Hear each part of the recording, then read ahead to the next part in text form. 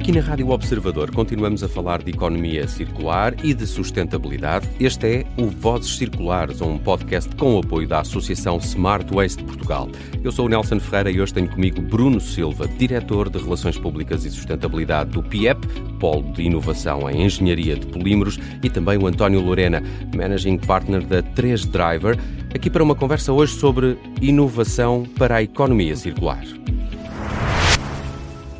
Sejam bem-vindos à Rádio Observador, Bruno, António. Obrigado. Bruno, iria começar por si porque já noutros episódios aqui do Vozes Circulares falamos assim ao de leve da inovação e parece-me ser um conceito completamente essencial, um dos grandes aliados para uma economia que se quer cada vez mais circular.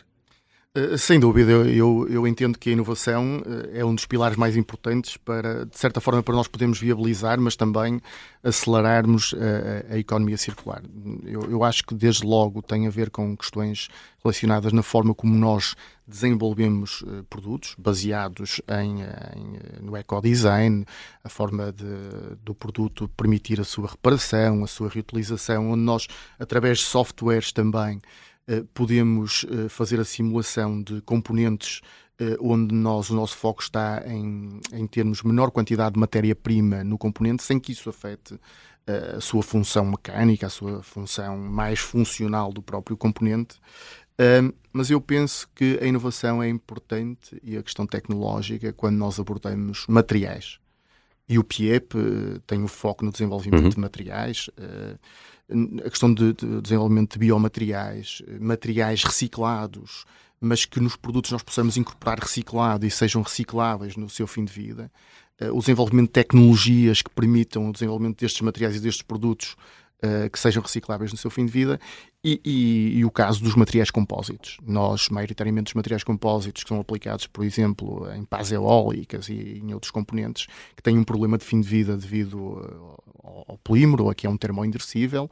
Nós hoje, no PIEP, estamos a trabalhar em soluções de materiais compósitos, por um lado, com resinas termoplásticas, onde nós permite-nos, no fim de vida, que esses mesmos materiais compósitos sejam recicláveis, e ao mesmo tempo também trabalharmos com outro tipo de fibras, não só fibras sintéticas, mas também fibras naturais. A biotecnologia será sempre um aliado? A biotecnologia é importante quando nós pensamos em valorizar, por exemplo, recursos e resíduos e transformá-los em novos materiais, em novos biomateriais. Mas eu acho que esta componente da digitalização, do blockchain, são importantes também. São importantes, por um lado, nós conseguirmos implementar para permitir a otimização de processos, onde nós hoje conseguimos sensorizar os equipamentos produtivos, conseguimos perceber e de forma integrada com modelos digital twin otimizar o próprio processo produtivo, mas também naquilo que me parece importante, que é nós vamos poder, com estas tecnologias, implementar o passaporte digital do produto. Isso será fundamental para nós podermos passar a informação ao consumidor do que é que está a comprar, nomeadamente o seu produto, mas também da própria embalagem, permitir saber ao consumidor qual a pegada de carbono e associado a isto também para o fim de vida, porque estas tecnologias permitirão fazer que nós no processo de reciclagem possamos segmentar e fazer uma separação, uma triagem mais eficaz. E eu dou aqui o exemplo de que ao dia de hoje é difícil nós separarmos embalagens de contacto alimentar e sem ser contacto alimentar nas centrais de valorização. E, portanto, se nós tivermos aqui um passaporte digital, é mais uma ferramenta para nós conseguirmos identificar e conseguirmos separar, permitindo uma disponibilidade de matéria-prima de contacto alimentar que hoje não existe, tendo única e exclusivamente que seguir maioritariamente por reciclagem química, mas poderemos valorizar aqui componentes para não falar na questão da inteligência artificial. Ia perguntar-lhe isso, por acaso. Eu acho que nós podemos implementar nos sistemas de separação, ser mais também aqui de resíduos. Nós conseguimos, com equipamentos digitais, com sensores, com inteligência artificial, nós conseguimos detectar os materiais de forma mais efetiva, evitando que determinados materiais que não seriam identificados para separação pudessem ir para aterro. Mas plataformas digitais, que também estão a ser implementadas para a questão, por exemplo, de venda de artigos em segunda mão. É também aqui um fator de promoção para um novo mercado. São muitas as oportunidades também que podem surgir. Sem dúvida. Teríamos muito mais para falar sobre este tema. O António está aqui também representando a 3Driver, é uma consultora em sustentabilidade e economia circular. Por isso é que, António, lhe queria perguntar se consegue identificar quais são as principais dificuldades com que se debatem as empresas que precisam de alguma forma de mudar de paradigma para serem mais inovadoras, para incorporarem nos seus produtos também este conceito de economia circular. Claro, o tema de procurarmos um modelo de economia circular dentro das empresas depende, em grande medida, daquilo que nós temos com escassez de recursos. Ou seja, há aqui uma perspectiva das empresas de quando um recurso é limitado, de se tornarem mais eficientes. E essa procura pela eficiência acaba por muitas vezes ser o principal driver para conseguirem inovar, acederem, por exemplo, a matérias-primas mais baratas. Por outro lado, quando nós temos uma produção de resíduos ou qualquer outro elemento, digamos, uma poluição atmosférica ou emissões para a água, quando elas existem e existe uma pressão legal, por exemplo, para reduzir essas emissões, nós também encontramos modelos de economia circular. Eu acho que o exemplo que o Bruno trouxe, por exemplo, das pás, das turbinas eólicas, eu acho que é um dos melhores exemplos que nós temos hoje em dia, e ainda bem que existem entidades como o PIEP que estão a procurar essas soluções. Mas são temas extremamente difíceis. As maiores empresas do mundo, as que produzem este tipo de equipamentos, têm este desafio. A legislação existe. Todos, digamos, sabemos que essas pás acabam, maior parte delas, em aterro. E o que é que acontece? Nós temos um produto que é tão otimizado, porque tem que ser leve, tem que ser resistente, e essa obrigação quase para nós conseguirmos produzir energias renováveis de forma eficiente, obriga-nos a ter um produto muito complexo. E isto é um exemplo de uma barreira que nós encontramos. Produtos muito complexos têm uma dificuldade acrescida de nós pensarmos num modelo de economia circular. E aí a inovação é o único instrumento que nós temos.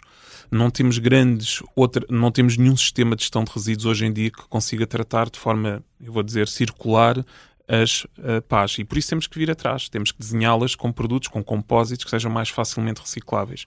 Essa inovação está, eu diria, nos grandes centros de conhecimento. São os PIEPs desta vida, passando aqui, digamos, o elogio de forma fácil, mas e das grandes empresas, obviamente. Quando nós começamos a olhar para aquilo que são as PMEs, no fundo, que constituem o tecido nacional, o tecido... São as que têm mais dificuldades? Têm mais dificuldades porque têm dificuldades de aceder. Eu diria que a questão não é tanto o fluxo financeiro, porque hoje, felizmente, existem muitos instrumentos financeiros que conseguem dar estrutura às empresas, digamos, liquidez às empresas para conseguir investir na inovação. Temos os CIFIDs, etc.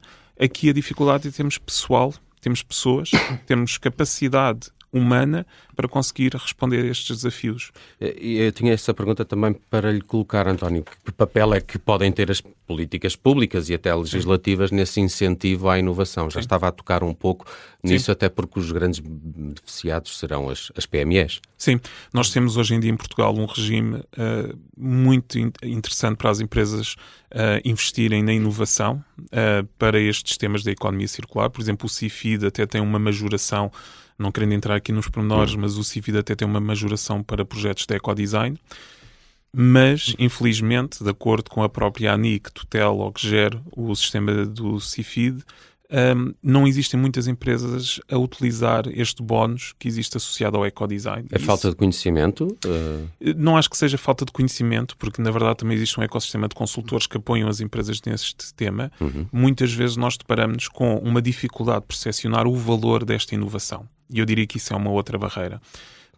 Cultural, quase, de pensamento. Existe uma resistência típica ou normal, eu não vou dizer que é cultural, não é só portuguesa, mas existe uma resistência por vezes à alteração do modelo de negócio.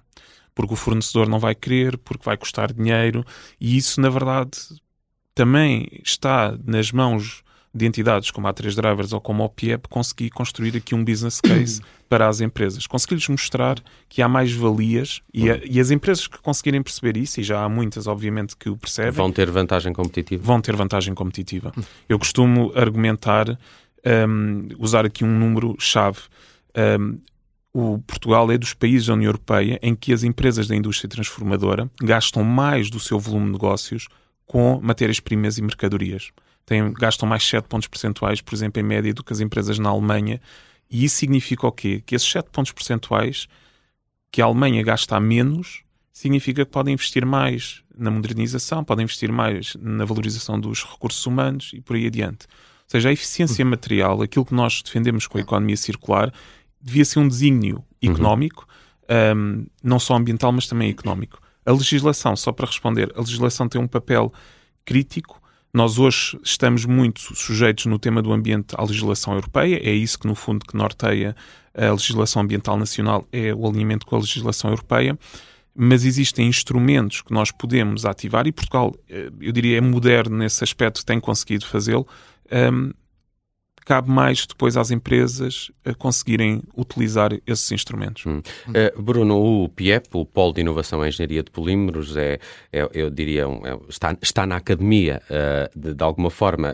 As universidades, os centros de investigação têm um papel fundamental também no incentivo dessa inovação empresarial. É essencial que exista uma cada vez maior interação entre as empresas, a investigação, estes atores todos dos setores com vista a esta economia cada vez mais circular? Eu diria que sem dúvida, não é? Ou seja, eu acho que as universidades e os centros de investigação são fundamentais para a criação de um ecossistema.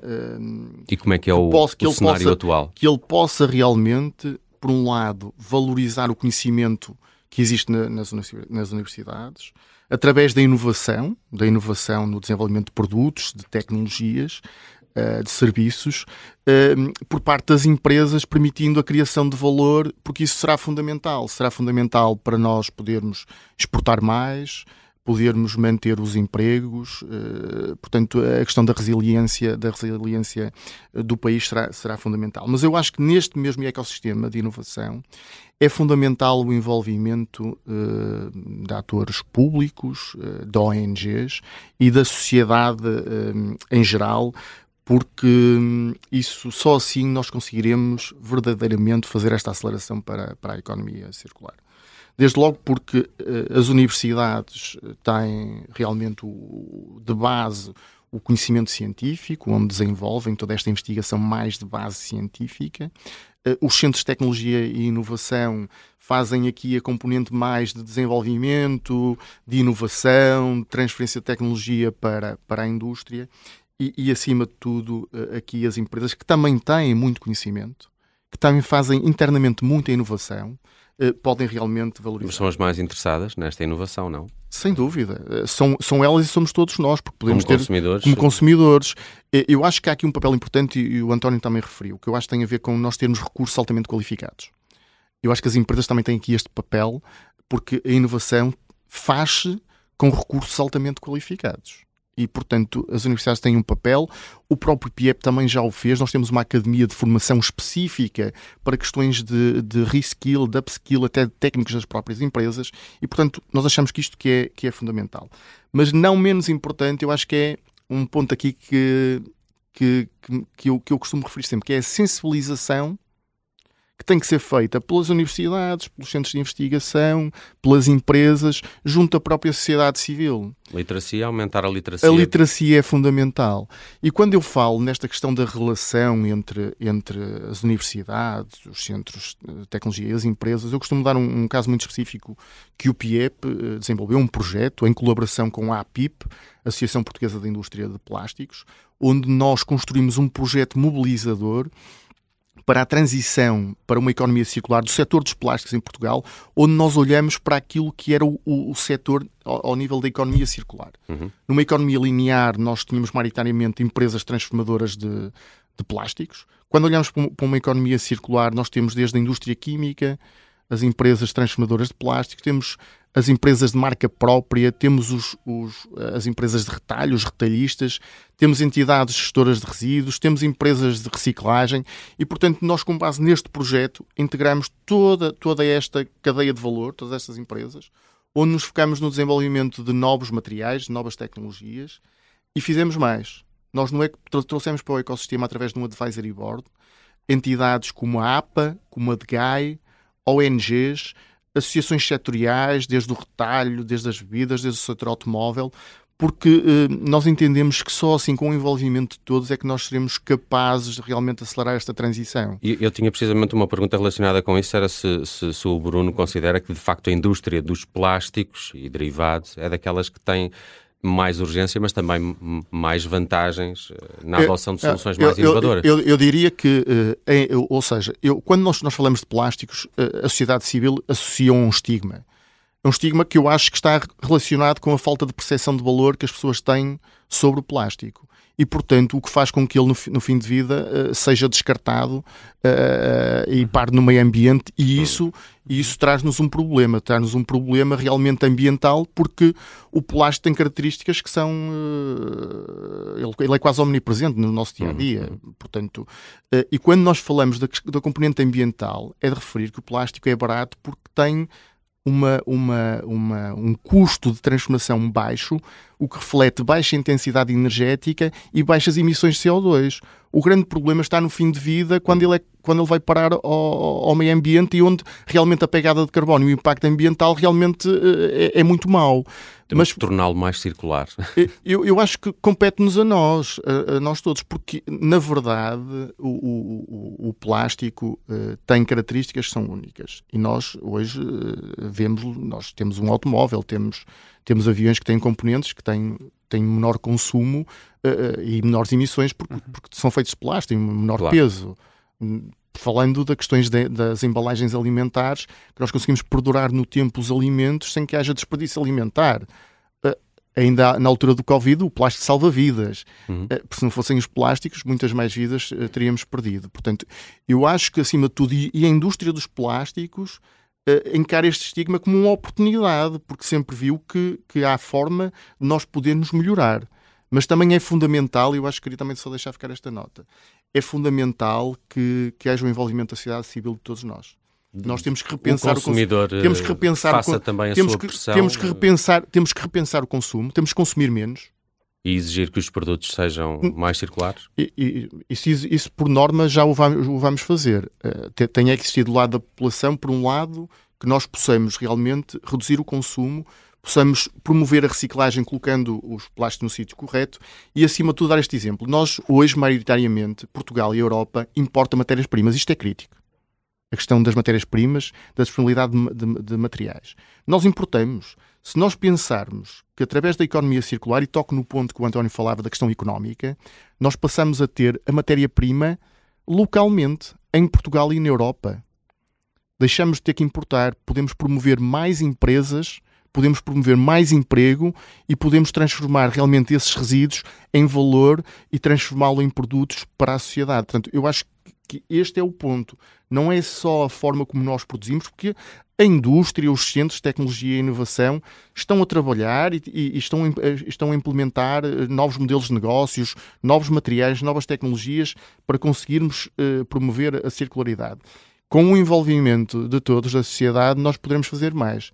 Nós podemos criar um país e uma Europa mais resiliente, tendo como base a questão de valorizar os recursos, porque eles estão cá, e, acima de tudo, deixar de evitar a extração de recursos, porque o nosso planeta Terra, eu costumo muitas vezes referir isto, tem recursos que são finitos, e se nós queremos que realmente a casa comum onde nós vivemos hoje seja também a casa comum das futuras gerações, temos que promover e temos que acelerar a questão da economia circular. Esse foi o tema do último Vozes Circulares, depois podem ouvir nas plataformas de podcast. António, o trabalho que a 3Driver tem feito, consegue aqui em alguns minutos traçar-nos um retrato das empresas portuguesas, de que forma é que elas estão envolvidas com este objetivo da economia circular, ou ainda temos um parque empresarial pouco inovador? Eu não diria isso. Não diria que temos até em comparação com os nossos concorrentes. Sim. Nós temos tido o prazer, curiosamente, uma das últimas convidadas, a Inês Costa, há muitos anos, trabalhava num tema que era um observatório europeu, que eu depois assumi essa responsabilidade, um observatório que acompanhava a eco-inovação dos países. E Portugal nunca se qualificou mal. Ficou sempre, digamos, no meio da tabela para cima. Isso demonstra que há um esforço contínuo das empresas portuguesas e da academia e dos centros de investigação, centros de interface, nestes temas. A dificuldade está no escalar. o tecido empresarial português, quando nós trabalhamos, por exemplo, com empresas alemãs, e nós temos tido o prazer de participar em vários Horizontes Europa, vários programas internacionais, nós vemos que as empresas europeias têm uma maior capacidade para conseguir depois internalizar essas inovações nos seus processos produtivos. Ou seja, há aqui um passo final que tem muitas vezes a ver também com a própria capitalização das empresas, de conseguir investir em novas linhas para produção, que torna digamos que falta este último passo nestes modelos de inovação. Mas as empresas estão empenhadas. Nós também temos o prazer de acompanhar muitas empresas de diversos setores e temos cada vez mais empresas empenhadas e a perceberem isto que o Bruno acabou de referir. Ou seja, que isto é uma questão de competitividade, que é questão de acesso às matérias-primas e temos associações setoriais que, se calhar, há alguns anos atrás olhavam para estes temas como uma moda, o tema da economia circular como só o último chavão, e que hoje são as primeiras a quererem fazer projetos, quererem fazer iniciativas dentro deste âmbito para que os seus próprios associados internalizem estas práticas. Ou seja, de forma geral, eu penso que nós estamos no bom caminho. A questão de como nós conseguimos escalar ou conseguimos dar este último passo, eu acho que isto tem a ver também com as dificuldades que a economia tem, com as empresas têm, não só no tema da economia circular, como muitos outros. O facto de termos muitas vezes empresas ou um setor muito fragmentado significa que depois essas empresas não conseguem alocar uma parte da sua estrutura a incorporar ou a desenhar novas linhas ou serem competitivas no mercado internacional ou oferecerem novos produtos no mercado internacional. E esse caminho tem que ser explorado. Nós temos que conseguir perceber o que é que falta para dar este último passo. E os projetos, o financiamento da investigação leva-nos até onde nós estamos a conseguir, o que estamos agora a conseguir fazer, mas este último passo possivelmente não é com o financiamento à investigação, tem mais a ver com a capitalização das empresas, tem a ver com a consolidação das empresas, consolidação empresarial, ou seja, grandes grupos, porque o que vemos da nossa experiência é que realmente são as empresas com maior escala que conseguem incorporar. Temos depois outro fenómeno, que são as pequenas empresas que aparecem com novos modelos, que querem romper o que é o status quo, e isso tem algum sucesso, mas batemos na questão dos consumidores.